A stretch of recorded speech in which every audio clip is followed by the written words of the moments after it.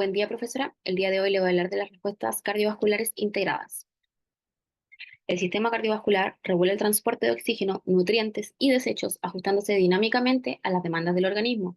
La interacción de diversos mecanismos fisiológicos permite mantener la homeostasis en condiciones normales y responder a desafíos como la insuficiencia cardíaca, una hemorragia, un ejercicio y los cambios posturales. Las respuestas integradas del sistema cardiovascular nos mostrarán el enfoque en los mecanismos fisiológicos en estas situaciones normales o en patologías. Los componentes de la respuesta fisiológica integrada nos muestra que la respuesta cardiovascular integrada es la interacción coordinada de varios sistemas. Por ejemplo, tenemos el sistema nervioso autónomo, que controla el tono vascular y la contractibilidad cardíaca mediante señales parasimpáticas y simpáticas.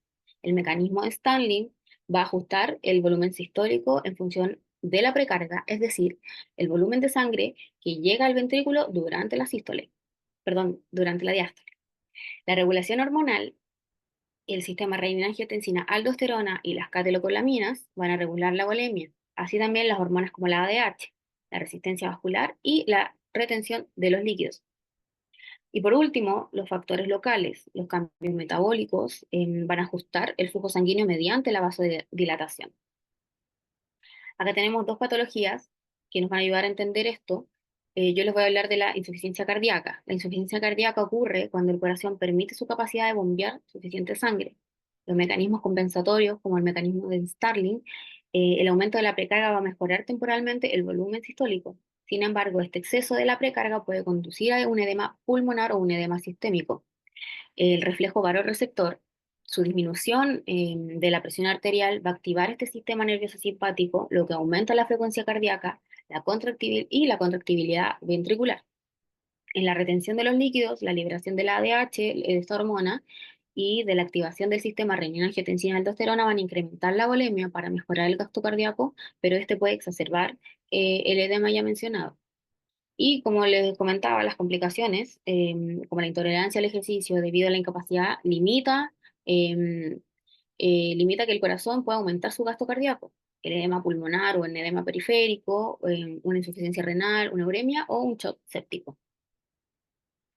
Los cambios posturales, pasar de una posición recostada a una erguida distribuye el volumen sanguíneo debido a la gravedad. Los efectos inmediatos, la sangre se acumula en las extremidades inferiores, disminuyendo el volumen central y la presión venosa central. Las respuestas compensatorias a esto es que se va a activar el reflejo vasoreceptor para mantener la presión arterial.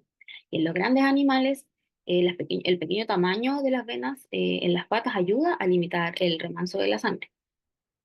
En los ejercicios, durante el ejercicio, el sistema cardiovascular va a aumentar la entrega de oxígeno a los músculos activos.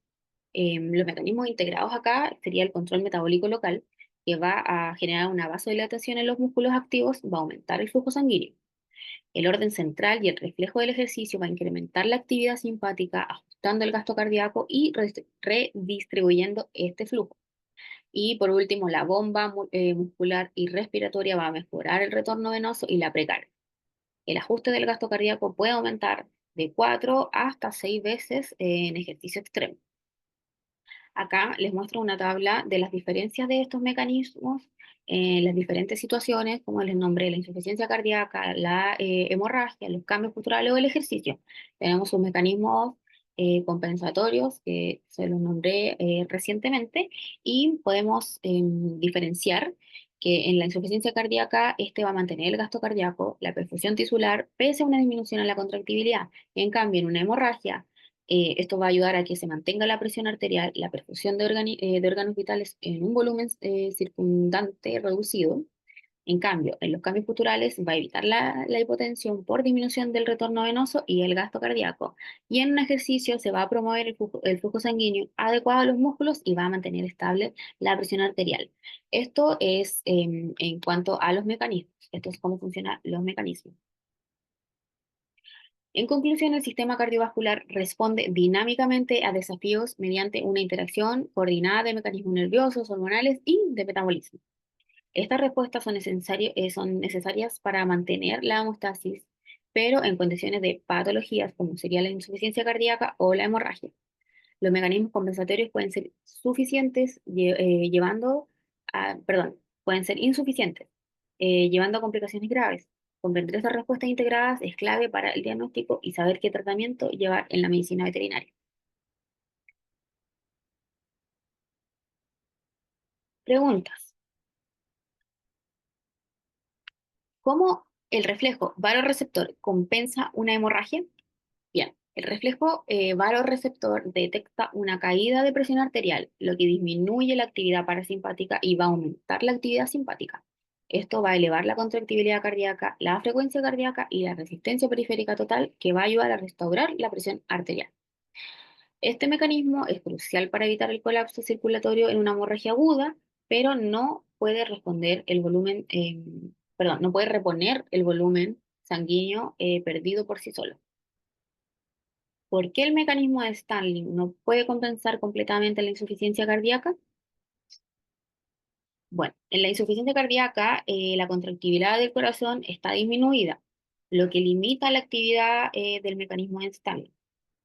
Aunque el aumento de la precarga va a mejorar temporalmente el volumen sistólico, el exceso de presión puede causar un edema pulmonar o sistémico, como les comentaba anteriormente. Este mecanismo es útil a corto plazo, pero el tratamiento debe abordar las causas subyacentes de la insuficiencia cardíaca para poder prevenir esta descompensación. Y por último, se limita la capacidad de ejercicio en animales sanos.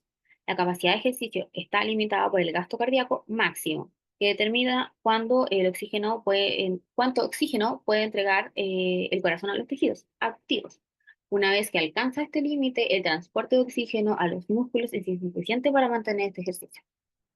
Este límite va a reflejar la capacidad del sistema cardiovascular para satisfacer demandas extremas, lo que va a variar entre especies y entre niveles de entrenamiento, claro. Muchas gracias.